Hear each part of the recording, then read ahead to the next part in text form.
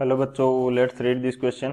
The question says option first both statement first and statement second are correct. Option second both statement first and statement second are incorrect. Option third statement first is correct and statement second is incorrect. Option fourth statement first is incorrect and statement second is correct. Statement first. The polarity of induced motional EMF is such that it supports the change in magnetic flux responsible for its production. Statement second.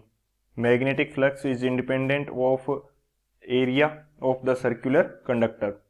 तो इस question के अंदर हमें दे रखा है एक statement first और statement second दे रखा है. तो स्टेटमेंट फर्स्ट के अंदर हमें गिवन है कि जो ईएमएफ इंड्यूस होता है वो उस चेंज को सपोर्ट करता है जिसके कारण ये हमारे पास मैग्नेटिक फ्लक्स के अंदर चेंज हुआ है, उस चेंज को क्या करेगा, सपोर्ट करेगा, जिसके कारण ये ईएमएफ इंड्यूस हो रहा है. और स्टेटमेंट सेकंड हमें दे रखा है कि मैग्नेटिक फ्लक्स जो होता है वो सर्कुलर कंडक्टर के एरिया से इंडिपेंडेंट होता है. तो बात करते हैं की कंसेप्ट की. की कंसेप्ट की यदि बात की जाए इस क्वेश्चन के लिए तो की कंसेप्ट के अंदर हम डिस्कस करेंगे फर्स्ट तो लेंज लॉ को डिस्कस करेंगे और उसके बाद में देखेंगे कि फ्लक्स का फॉर्मूला क्या होता है. तो फर्स्ट यहाँ पे हम बात करते हैं लेंज लॉ की. Lenz law. So according to Lenz law जो हमारे पास जो ईएमएफ इंड्यूस होगा या करंट इंड्यूस होता है उसकी डायरेक्शन कुछ इस प्रकार से होगी कि ये अपने को इंड्यूस करने वाले जो चेंज हैं उनको अपोज कर सके. तो यहाँ पे मैं स्टेटमेंट लिखता हूँ, उसके बाद में फिर से समझेंगे इसको. Induced EMF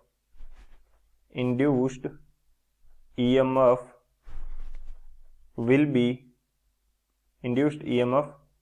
B in such direction that it can oppose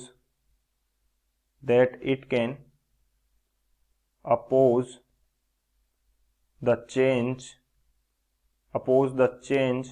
which induced it. तो ये उस चेंज को अपोज करेगा जिसके कारण ये इंड्यूस हुआ है. तो एक तो ये की कंसेप्ट हो जाएगा हमारे पास. सेकंड जो है हम बात करते हैं मैग्नेटिक फ्लक्स की. तो मैग्नेटिक फ्लक्स को हम शो करते हैं फाई से और इसकी वैल्यू हमारे पास क्या होती है, बी डॉट ए, यानी कि magnetic field vector and area vector. तो जब डॉट प्रोडक्ट को सोल्व करेंगे तो ये हमारे पास आएगा B A cos theta. Theta is the angle between magnetic field and area vector. तो ये दो हमारे की कंसेप्ट रहेंगे. इन दोनों की कंसेप्ट की हेल्प से इस क्वेश्चन को सोल्व करते हैं. तो अब यदि बात की जाए सॉल्यूशन की तो सॉल्यूशन हमारे पास क्या होगा इस क्वेश्चन के लिए. तो फर्स्ट स्टेटमेंट तो डायरेक्टली हमारे पास क्या हो जाता है, इनकरेक्ट हो जाएगा.